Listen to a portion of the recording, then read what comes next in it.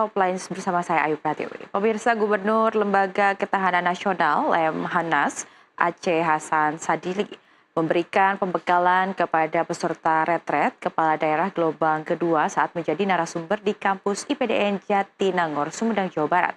Aceh mengingatkan kepada kepala daerah harus meningkatkan kewaspadaan terhadap dampak situasi geopolitik global yang terus berkembang dinamis.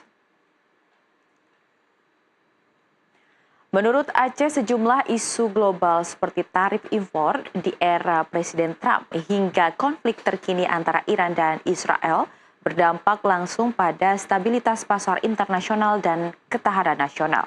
Gubernur Lemhanas pun mendorong para kepala daerah untuk menyusun kebijakan yang adaptif dan sejalan dengan arahan pemerintah pusat, termasuk dalam hal efisiensi anggaran dan penguatan sektor ekonomi domestik.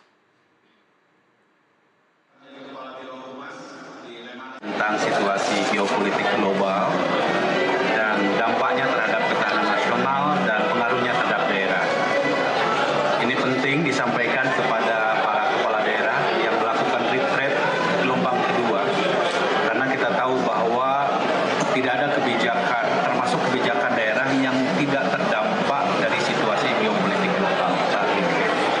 Sebagaimana kita tahu bahwa beberapa isu global seperti misalnya kenaikan tarif resiprokal yang dikeluarkan oleh Presiden Trump yang sampai saat ini masih menjadi bahan negosiasi, itu sedikit banyak akan mempengaruhi terhadap misalnya beberapa industri di kita, terutama misalnya soal industri garment, industri tekstil, industri kayu, dan lain sebagainya. Tentu ini perlu diantisipasi.